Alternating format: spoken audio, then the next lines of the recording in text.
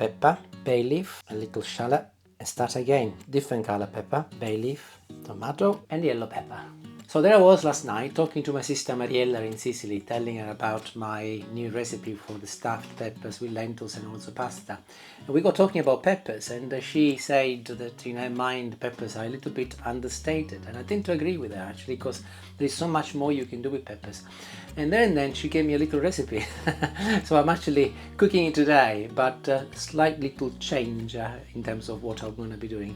So I'll start by showing you what I've done so far. Here is 3 peppers, and I've actually roasted them inside an air fryer, mostly because of convenience and speed. You can do them in the oven, but they have been inside an air fryer for 15 minutes at 190 degrees. Nothing done to them, just plug them in 190 degrees, 15 minutes. You can also do them in the oven, but I would do them at 200 degrees for maybe 20 minutes. Air fryers are much quicker. And here we have, they've been in this container which I have sealed, and I have let them sweat for a good 10 minutes, and I'll explain why in a moment. And then also safe to touch, they are not too hot. So I'm going to show you what I'm going to be doing with them. So firstly, remove the little head. It's easy to do because they are cooked. Then go along with a knife and cut them in half, and you will see that some liquid will come out. They are quite high in water content. Turn them around. They're still a little bit hot, so in the meantime they'll cool down a little bit further.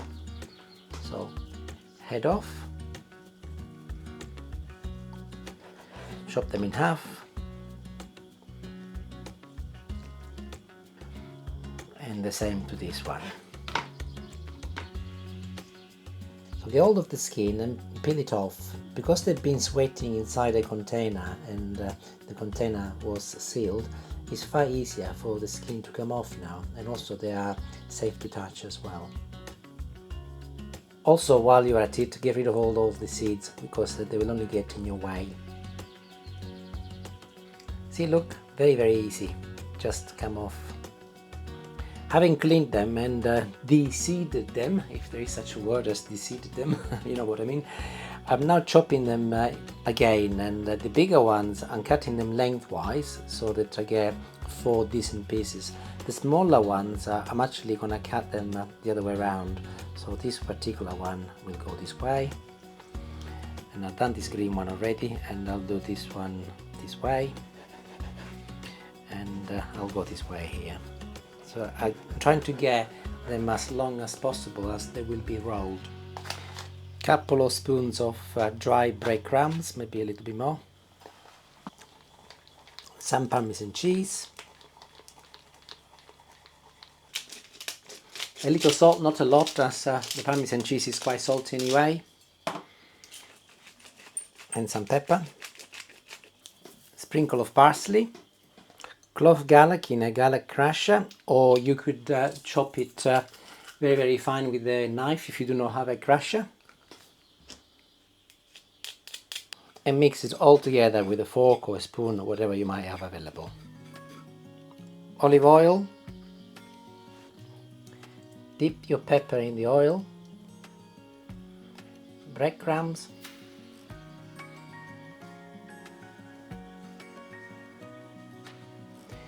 And back on the board. Oil. Breadcrumbs. Board. All done. Any leftover breadcrumbs just to sprinkle on top of the peppers. I'm not sure if I mentioned it, but this is one of the quickest, easiest and most delicious way to cook peppers. I'm adding some cheese. This is Edam, and I'm putting 1 piece inside each piece of pepper. You can choose any cheese. I went to the supermarket today and I fancied Edam, but there could have been cheddar, there could have been anything you like. That's it, and that is the last 2 pieces done.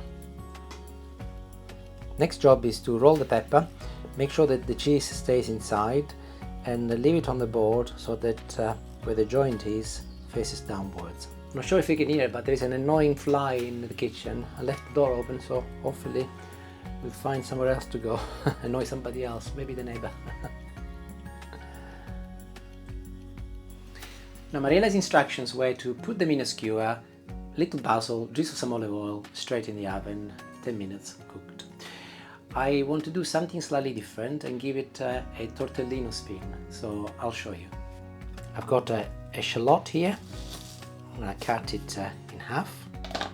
A few bay leaves, which I will also chop in half with a pair of scissors.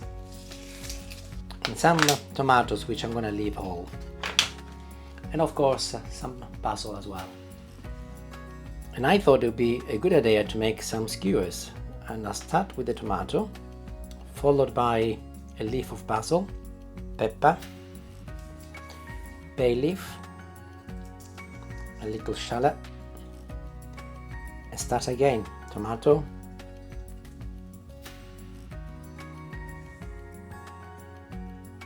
basil, different color pepper,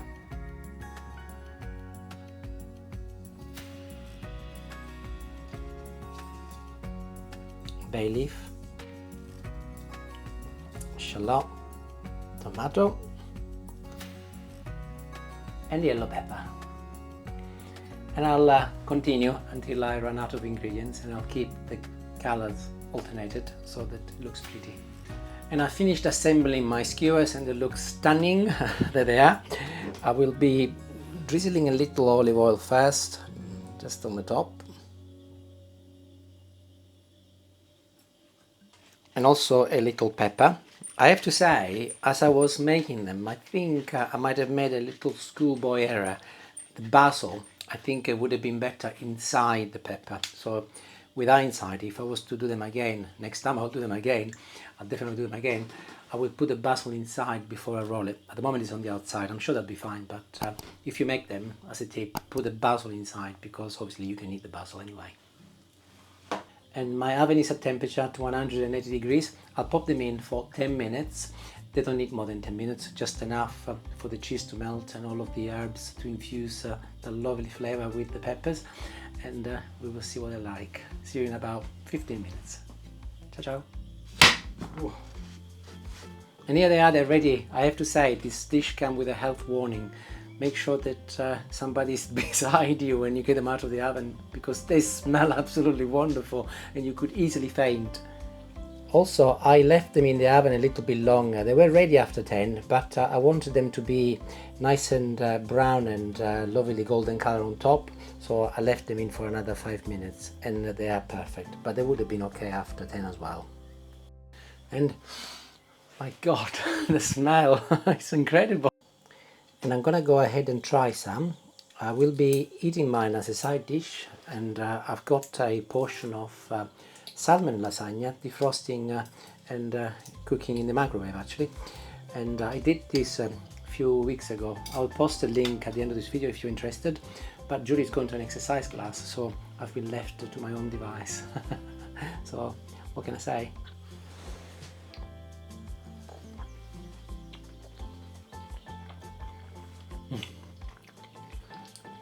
It's incredible.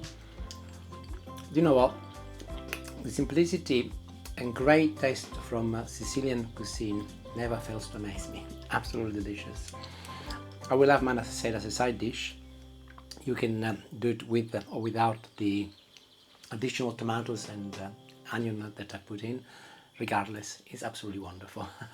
Make it. Only takes 10 minutes to prepare, 10 minutes to cook, and wonderful. Ciao, ciao. See you later.